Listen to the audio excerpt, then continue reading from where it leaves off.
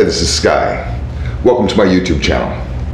Most of the time I like to come on here and spit game, lace people up with mind, body, and soul, lifestyle management, programming. Sometimes I just get on here and like to tell stories.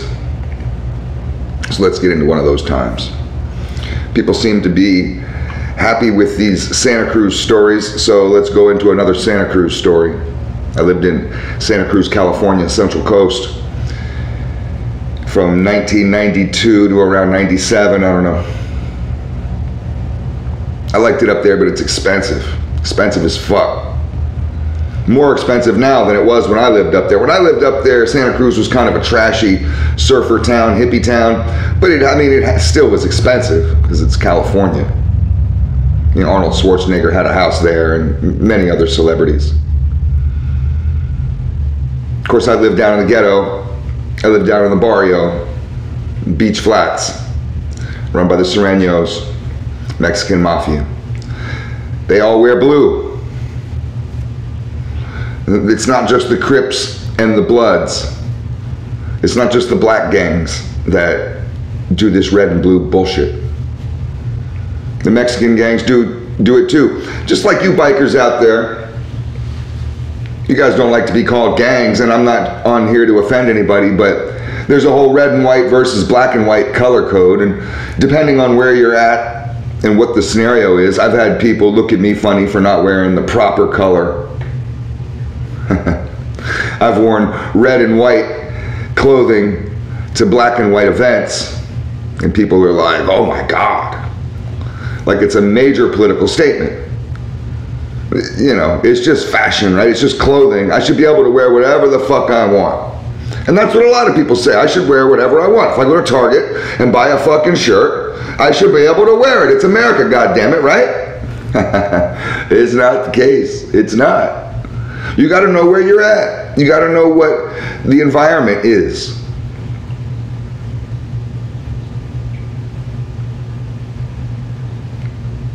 The Sureños seem to police force this color code just like other gangs do in their neighborhoods, but they were kind of on and off with it. Some days they're real strict with it.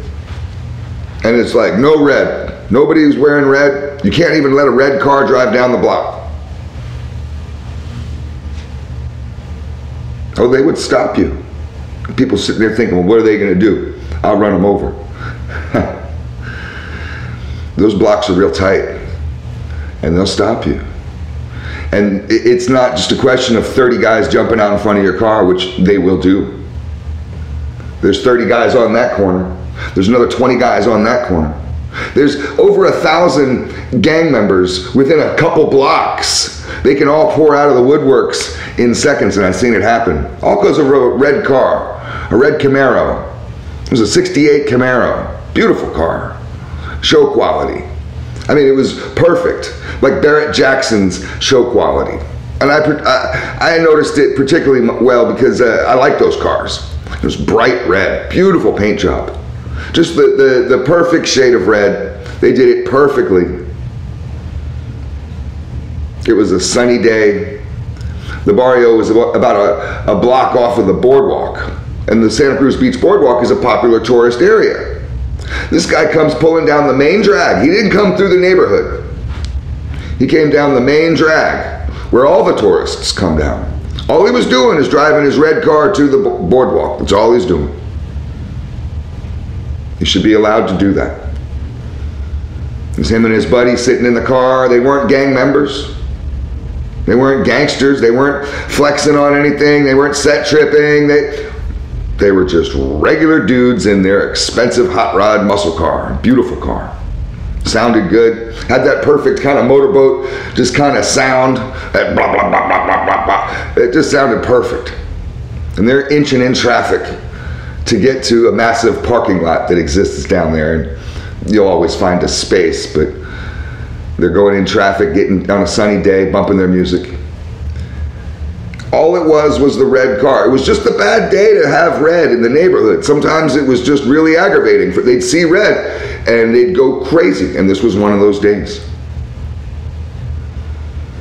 So hundreds, and I'm not kidding. I was sitting out on the front porch. Hundreds of guys go running towards the car from out of the neighborhood, across the street, off of balconies in apartments. They all go running down to the street level, to the main drag where that car is. They start throwing rocks at it, bricks, people picking up bricks, throwing bricks at it, destroyed this car. These guys are stuck in traffic, they can't go nowhere. No, none of the other cars are being attacked, it's just that red car. These guys took a full 40-ounce beer bottle, smashed it right in the dude's face, busted his nose up, glass everywhere, blood everywhere. Other guy gets punched in the side of the head, he's out. Just asleep. Good night, motherfucker, good night. They did nothing. This is just an attack, a brutal assault. I felt bad for him, and I felt bad for the car, and I was just like, man, you know, why you have to fuck up the guy's car? I got over to the scene where the cops were. Cops came to the scene. It's a touristy area, cops are definitely coming. Bunch of cops there. By the time the cops came, anybody who was involved had scattered. Everybody scatters like water bugs. They got the ambulance there, they're fixing the guy up. He's conscious, he's on a stretcher, and he's still, you know, he's still covered in blood, but he looked all right. But you take a 40-ounce bottle to your face, man, that ain't anything nice. The other guy was awake. He was sitting there talking to the police, but the car was trashed. They had kind of pulled it over to the side so people could get by. The car was destroyed. I was going to the liquor store anyways, which was right near where they were. So I walked within 6 feet, 5 feet of the police asking these guys questions. And they asked him, what did you drive that car down here for? And the guy said, it's a nice day, we want to come to the boardwalk. And he said, but your car's a red car. And he's like, so? And they're like, well, you know, what did you think was going to happen? I mean, are you stupid? The cops are sitting there telling this guy, basically, I mean, how stupid are you? The guy truly didn't understand. The cops weren't going to find anybody. He said, well, will we be able to find who did this? Or will anybody, I'll press charges against any of them. And I saw a few of them. I saw the guy who threw the beer. The cops are just like, no, there'll be no investigation. We're not looking for anybody. There's nobody back in the neighborhood looking for anybody. You fucked up. It was all your fault. It's just a cold world out there. That's the way it goes. You can go picket your local fucking courthouse, write a letter to your congressman. You don't like it? That's the America I grew up in.